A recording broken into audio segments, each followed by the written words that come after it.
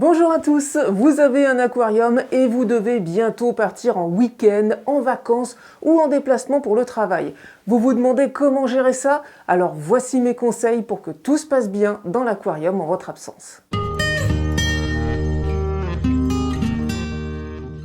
Pour commencer, il faut distinguer un départ en week-end de 2 à 4 jours d'un départ en grandes vacances de 1 à 3 semaines en moyenne.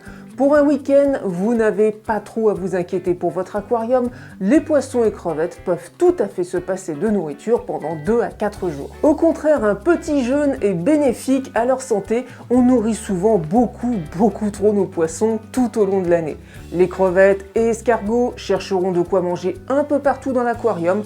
Comme à leur habitude, n'ayez donc pas peur, personne ne va mourir de faim pendant votre courte absence. Premier conseil, on ne donne donc pas une double ou une triple dose de nourriture à ces poissons avant de partir en week-end, vous ne feriez que polluer inutilement l'eau de votre aquarium. Pour des grandes vacances par contre, on va prendre quelques précautions et il sera peut-être nécessaire de demander à un proche de passer voir si tout se passe bien et donc de laisser vos clés à quelqu'un de confiance.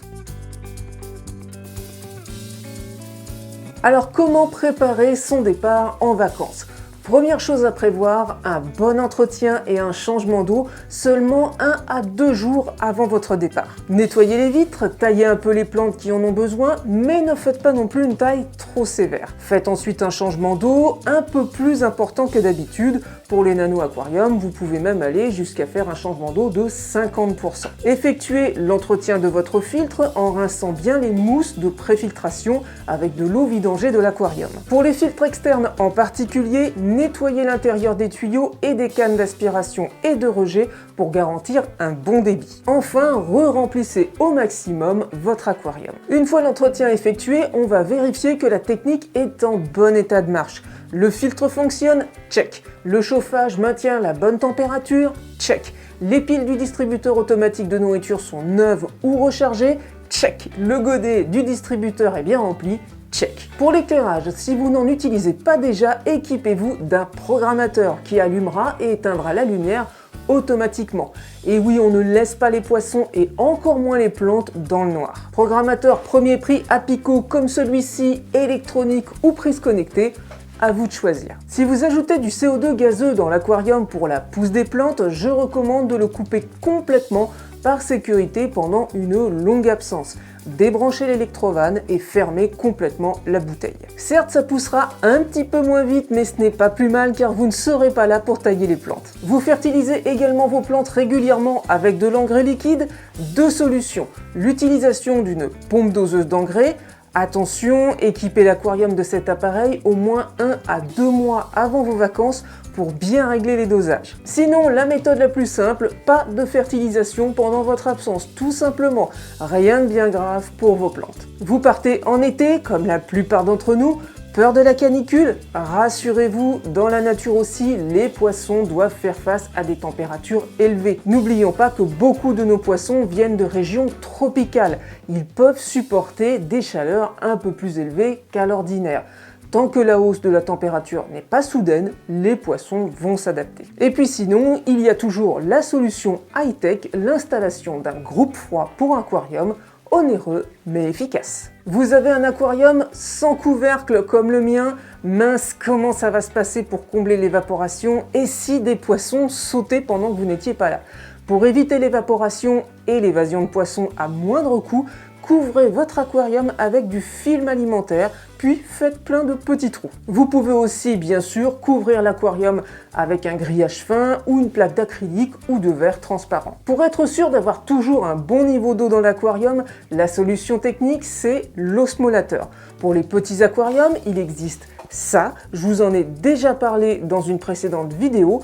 Une bouteille d'1,5 litre comble l'évaporation d'un aquarium de 30 litres environ pendant seulement une semaine. Pour les plus grands bacs, à partir de 50 et 100 litres et beaucoup plus, il est préférable de regarder du côté des osmolateurs avec capteur de niveau et pompe, comme celui-ci par exemple. Pour ceux que ça intéresse, je mets en description tous les liens vers les produits d'automatisation pour un départ en vacances serein. Pour en finir avec les préparatifs, l'option de la caméra connectée peut aussi vous rassurer pour jeter un œil à vos petits protégés, même en déplacement à des centaines de kilomètres. Il existe le modèle de chez Jewel qui peut être mis directement dans l'aquarium, ou sinon, moins cher, les caméras connectées classiques à poser en face de l'aquarium. Si vous avez l'habitude de couper totalement l'électricité dans la maison pendant vos vacances, cette fois, il faudra laisser l'électricité pour que l'aquarium fonctionne en autonomie. Filtre, éclairage et chauffage prioritairement. Pour vous sécuriser un petit peu, vous pouvez couper tous les disjoncteurs sauf celui qui alimente la prise de l'aquarium. Évidemment, si vous utilisez des appareils connectés, il faudra penser aussi à laisser votre box internet allumée pendant vos vacances. Comment nourrir ces poissons pendant les vacances, pendant une absence? Voici la préoccupation première des aquariophiles. La meilleure des solutions pour nourrir correctement vos poissons pendant vos week-ends et vacances, c'est le distributeur automatique de nourriture. Les modèles à pile, comme celui-ci ou comme celui qui équipe mon aquarium derrière moi, sont simples et efficaces, faciles à régler, faciles à utiliser. Mais il existe aussi des modèles connectés qui se branchent sur secteur si vous avez peur que les piles ne durent pas assez longtemps, mais en général, avec 2 piles classiques dans un distributeur comme ça tient 1 mois et demi facilement. Petite précaution, assurez-vous d'acheter et d'utiliser votre distributeur automatique de nourriture plusieurs semaines avant votre départ en vacances. Vous pourrez de cette façon bien le régler, surtout au niveau de la quantité de nourriture à verser dans l'aquarium à chaque distribution. Le distributeur ne doit surtout pas donner trop de nourriture. Il vaut mieux pas assez que trop. Rien ne doit rester au fond de l'aquarium 5 minutes après nourrissage. Petite précision pour les poissons de fond auxquels on donne des pastilles coulantes. Pas d'inquiétude, ils mangeront les restes de nourriture que les autres poissons laisseront, ils peuvent se passer de leurs pastilles plusieurs semaines. Personnellement, j'utilise des distributeurs automatiques de nourriture toute l'année sur mes aquariums et pas seulement pour les vacances, ça m'évite les oublis et le surnourrissage, surtout quand on a comme moi plus d'une dizaine d'aquariums. Deuxième solution, les nourritures vacances. Bon, pour moi, ces nourritures ne sont pas du tout l'idéal, je ne vous les recommande pas vraiment. Les grands classiques, ce sont les blocs blancs comme ceux-là par exemple. Clairement, ça, c'est zéro. Les poissons ne s'y intéressent pas, ça se dégrade trop lentement et côté nutritionnel, bof bof. Sinon, on a aussi des petits sticks comme ceux-là. Idem, ça se dégrade trop lentement, les poissons les délaissent vite, résultat, une pollution lente dans l'aquarium et des poissons qui ne mangent pas grand chose au final. Autre forme, les petits blocs en gelée comme ça, et les poissons n'y touchent pas beaucoup non plus, et pourtant j'ai testé ça avec plusieurs poissons rouges bien gourmands. 2 semaines après, ils y avaient à peine touché. Sur l'emballage de ces nourritures vacances, vous allez retrouver des petits tableaux qui vous donneront une ordre d'idée pour le dosage suivant le nombre de poissons que vous avez, le litrage de l'aquarium et la durée de votre absence. Respectez ce qui est inscrit sur ces emballages. N'en mettez pas plus en vous disant comme ça on sera tranquille, ils auront ce qu'il faut, même si on revient plus tard, etc., etc. Non, encore une fois, il vaut mieux un peu moins que trop. Mon petit conseil, si vous optez quand même pour des nourritures vacances, mettez-les dans l'aquarium au dernier moment, avant votre départ, et retirez tout ce qui restera dès votre retour. Petit aparté pour ceux qui élèvent des crevettes, pour leur permettre de manger en votre absence sans trop polluer l'eau, mon conseil c'est de leur donner divers feuilles qu'elles grignoteront petit à petit. Feuilles de chêne et feuilles d'ortie feront leur bonheur. Par exemple, 1 à 2 feuilles de chêne pour une semaine me semble raisonnable. Après, à vous d'adapter suivant le nombre de crevettes. Bon, et puis la troisième solution, le coup de fil à un ami. Vous pouvez demander à un proche de venir nourrir vos poissons tous les jours dans l'idéal, sinon 1 à 2 fois par semaine minimum.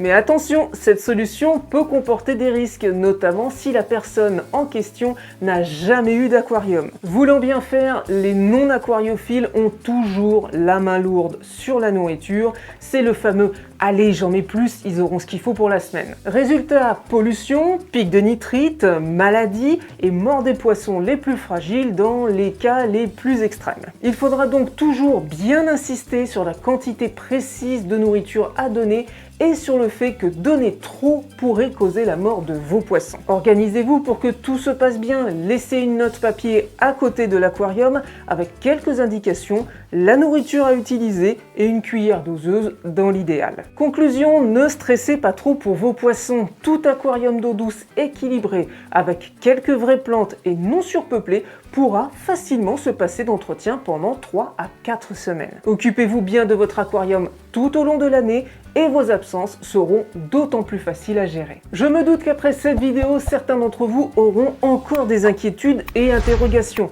Alors laissez-moi un commentaire et je ferai mon possible pour vous répondre rapidement. Bien maintenant, il ne me reste plus qu'à vous souhaiter bonnes vacances. On se retrouve à votre retour. Allez, bye bye.